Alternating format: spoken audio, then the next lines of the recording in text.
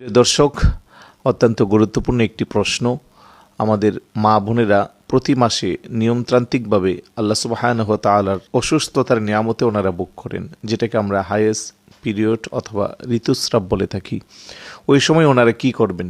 বিশেষ করে এই রমজান মাসে যারা অসুস্থ হয়ে পড়েন, মানসিকভাবে অনেকটা ওনারা ভেঙে পড়েন, যেহেতু আবাদতের মাস, আর বেশি বেশি আবাদত করাটাই এই মাসে সবার জন্য উত্তম পরিকল্পনা। যাই হোক, যারা এই সময়ে অসুস্থ হয়ে পড়বেন, এই রমজানে আপনারা কি করবেন অনেকেই জানতে চান।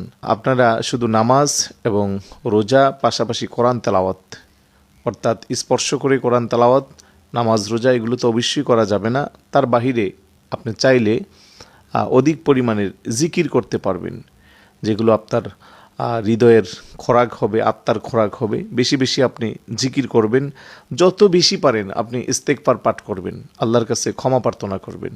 তারপরে আপনি জাহান্নামের ভয়াবহতা নিয়ে যত বেশি পারেন আপনি চিন্তা করবেন, হৃদয়ে ভয়ভীতি সঞ্চয় করবেন।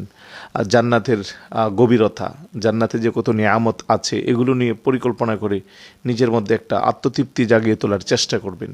পাশাপাশি আপনি দরুদ শরীফ পাঠ করতে পারবেন, অতিমাত্রায় যত বেশি পারেন দরুদ শরীফ পাঠ করবেন। তারপরে দোয়া কবুলের সময়গুলোতে আপনি বেশি বেশি দোয়া করবেন। যেমন ইফতার সামগ্রী সামনে রেখে পরিবারের অন্যান্য সদস্যরা যখন বসবে, আপনিও তখন বসবেন, আল্লাহর কাছে দোয়া করবেন।